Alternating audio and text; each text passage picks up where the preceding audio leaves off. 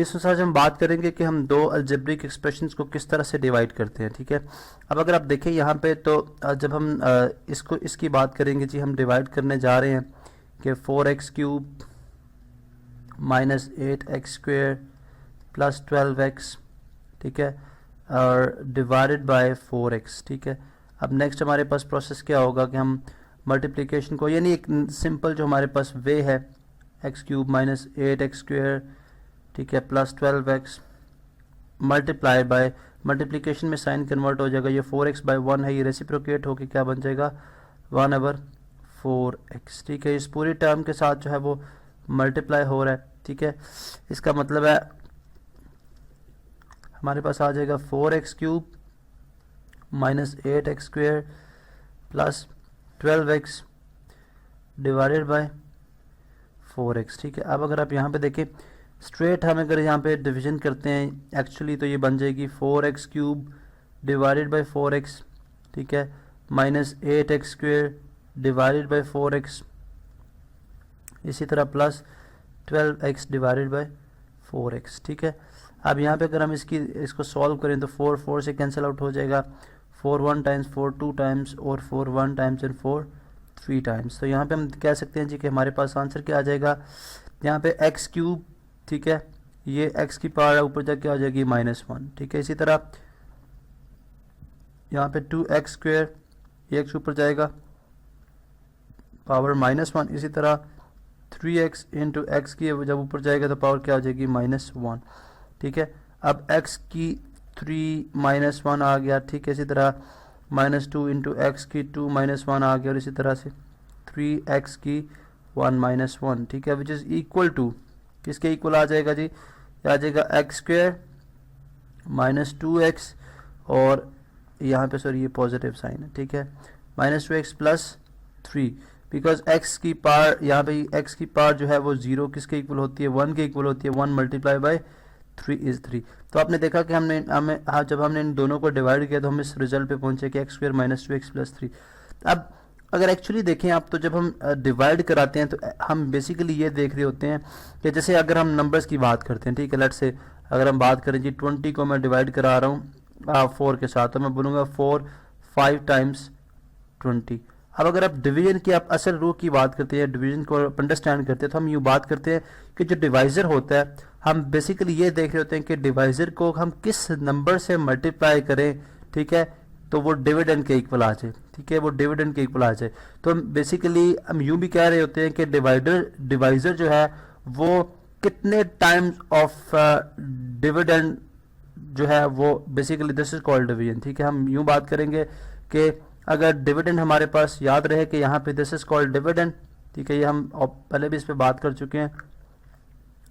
उसके बाद ये हमारे पास डिवाइज़र कहलाता है, ठीक है, और जो हमारे पास आंसर आएगा उसको हम क्वेश्चन बोलेंगे, ठीक है, और लास्ट पे हमारे पास क्या हो जाएगा, रिमाइंडर। ठीक है, अब यहाँ पे हम यूँ बात कर रहे हैं कि हम बेसिकली ये चेक करते हैं कि जो डिवाइज़र है वो कितने टाइम्स ऑफ डिविडेंड है, कितने टाइम्स ऑफ डिविडेंड है। तो बेसिकली 4 मल्टीप्लाई बाय 5 इक्वल्स 20 है। ठीक है, यानी अगर आप डिवाइज़र और क्वेश्चन को मल्टीप्लाई करा दे तो हमारे पास जो है वो डिविडेंड के इक्वल आंसर आ जाएगा। ठीक है, और हम रिमाइंडर भी देखते हैं, ऑफ कोर्स यहाँ पे रिमाइंडर 0, इसलिए हमें रिमाइंडर को लिखने की ज़रूरत नहीं है। अब अगर आप यहाँ पे एक बात हम और यहाँ पे जो है वो स्टडी करना चाह रहे हैं, वो बेसिकली क्या है कि अगर आपका डिवाइज़र जो है मोर देन 1 टर्म्स पे हो, डिवाइज़र मोर देन 1 टर्म्स पे, किस तरह से, अगर मैं यहाँ पे लेट सपोज एक और एग्जांपल लेता हूँ, ठीक है जी, यानी एग्जांपल क्या है, डिवाइड, हम यूँ करने जा रहे हैं जी, divide x³ minus 2x plus 4 by x plus 2। ठीक है, अब अगर आप इस तरह से हो जाए, डिवाइज़र आपका 2 टर्म्स पे मुश्तमिल है, तो फिर किस तरह से डिवीजन होगी, इसको हम देख लेते हैं। अब यहाँ पे हम डिवीजन मेथड से करेंगे इसको, -2x प्लस 4, ठीक है, इसी तरह x प्लस 2 यहाँ पे।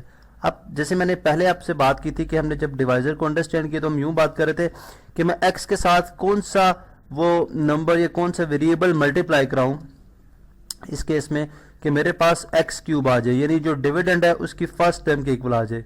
डिविडेंड है उसकी फर्स्ट टर्म के इक्वल आ जाए। तो लिहाजा हम देखते हैं कि अगर मैं इसको एक्स स्क्वायर के साथ मल्टीप्लाई कराऊँ, या सिंपली आप इस तरह से भी कर सकते हैं in terms of division x cube divided by x, ठीक है, x cube divided by x. यानी जैसे यहाँ पे मैं आपको नंबर्स की फॉर्म में भी पहले बात कर लेते हैं कि अगर जैसे मैं यहाँ पे डिवाइड करता हूँ जी कि 182 डिवाइडेड बाय 2, तो सबसे पहले हम क्या करते हैं, हम फर्स्ट 2 डिजिट ले लेंगे और देखेंगे कि फर्स्ट 2 डिजिट पे अगर मैं 18 को डिवाइड करूं 2 के साथ तो कितना आएगा, 9 टाइम्स 18। सेम यही कॉन्सेप्ट है यहाँ पे भी, हम बेसिकली क्या करेंगे, यहाँ पे भी हमारे पास यही कॉन्सेप्ट है कि हम first term of the dividend जो है उसको देखेंगे कि अगर x cube divided by x करूं तो मेरे पास कितना आएगा, एक्स स्क्वायर, ठीक है। या इन अदर वे जैसे हमने डिवीजन के मीनिंग की बात की है, तो डिवीजन के मीनिंग के अंदर ये बात किस तरह से थी कि हम एक्स के साथ क्या चीज़ मल्टीप्लाई कराएं, ठीक है, कि हमारे पास जवाब जो है वो एक्स क्यूब यानी डिविडेंड की फर्स्ट टर्म आ जाए, तो वो क्या होगी, एक्स स्क्वायर, ठीक है, बिकॉज एक्स को एक्स स्क्वायर से मल्टीप्लाई कराओ तो हमारे पास क्या आ जाएगा, एक्स क्यूब। अब चूंकि देखिए जिसे हमने डिवाइजर की फर्स्ट टर्म को मल्टीप्लाई करा के चेक किया, तो अब ऑफ कोर्स ये पूरी एक हमारे पास अलजेब्रिक एक्सप्रेशन है। इसका मतलब है कि इसी जो क्वोशंट है उसको हमें जो next term of the divisor है जो कि 2 है उससे मल्टीप्लाई करना पड़ेगा। इसी तरह नेक्स्ट जितनी टर्म्स होंगी इस क्वोशंट के साथ हम मल्टीप्लाई करेंगे, बिकॉज हम मल्टीप्लाई करके ये चेक कर रहे होते हैं कि अगर इस क्वोशंट के साथ हम मल्टीप्लाई करें तो वो जो डिविडेंड की बाकी टर्म्स हैं उनसे कितना लेस या कितना ज्यादा होगा, ठीक है, बेसिकली हम यूं चेक करते हैं। तो लिहाजा ये नेक्स्ट आपने स्टेप करना होता है कि फर्स्ट तो आप ये चेक करते हो कि डिवाइजर की फर्स्ट टर्म को किसके से मल्टीप्लाई करेंगे, डिविडेंड की फर्स्ट टर्म आए, फिर जो क्वोशंट में फर्स्ट टर्म आ जाती है अब डिवाइजर की रिमेनिंग टर्म्स को से मल्टीप्लाई करके, और यहाँ पे जो रेस्पेक्टिव जो पावर्स होती हैं उसके नीचे हम यहाँ पे उनको लिखते जाते हैं। जैसे यहाँ पे 2x स्क्वायर है तो यहाँ पे आ जाएगा हमारे पास अब चूंकि हमारे पास एक्स स्क्वायर अवेलेबल नहीं है, ठीक है, तो लिहाजा हम यहाँ पे 2x स्क्वायर को यहाँ पे लिखेंगे। या इसका प्रॉपर वे ये भी हो सकता है कि आप जो है इसको एक डिसेंडिंग ऑर्डर में लिख लें, अगर कोई पावर एब्सेंट है तो आप वहाँ पे 0 की फॉर्म में इस चीज़ को लिख सकते हैं, ठीक है। लेकिन अगर आप लेट सपोज आपने इस तरह से नहीं किया तो आप 2x स्क्वायर, चूंकि एक्स स्क्वायर वाली टर्म यहाँ पे मौजूद नहीं, इसको हम साइड पे लिखेंगे, ठीक है। अब यहाँ से नेक्स्ट प्रोसेस क्या होगा, हम सब्ट्रैक्ट करते हैं, ठीक है, बिकॉज इतनी डिवीजन हमारे पास हो चुकी है, ठीक है। अब इसको हम सब्ट्रैक्ट कर देंगे। आपको पता है कि डिवीजन एक्चुअली क्या होती है, सब्ट्रैक्शन ही होती है, ठीक है, कि जितनी चीज़ डिवाइड होती है हम उसको सब्ट्रैक्ट करते जाते हैं। यहाँ से हमने इसको कैंसिल कर दिया। अब अगेन आप ऑर्डर में लिखेंगे बिकॉज ये पावर जो है एक्स स्क्वायर की ग्रेटर है, तो यहाँ पे आ जाएगा -2x स्क्वायर और -2x प्लस 4, बाकी तमाम डाउन, ठीक है।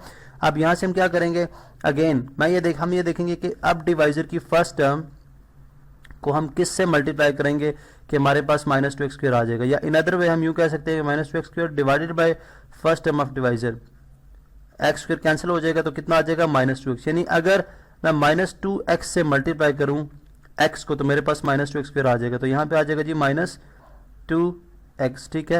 यहाँ पे आ गया -2x स्क्वायर। उसके बाद बाकी जिससे हमने बात की कि जो नेक्स्ट टर्म आएगी डिवाइजर की, जो नेक्स्ट टर्म आएगी क्वेश्चन की, वो डिवाइजर के साथ मल्टीप्लाई होके जो हमारे पास रिमेनिंग टर्म है डिविडेंड में उसके जो रेस्पेक्टिव डिग्री है उसके नीचे हम उसको लिख देंगे। जैसे यहाँ पे अगर आप देखें तो -4x आ गया ये, ठीक है, -4x। इसी तरह यहाँ से नेगेटिव साइन है, चेंज हो जाएंगे बिकॉज ये भी इतना भी डिवाइड हो गया, प्लस में हो गया कन्वर्ट, और ये भी प्लस में हो गया, ये कैंसिल आउट हो जाएगा। 4 - 2 यहाँ पे बच गया 2x और +4 डाउन।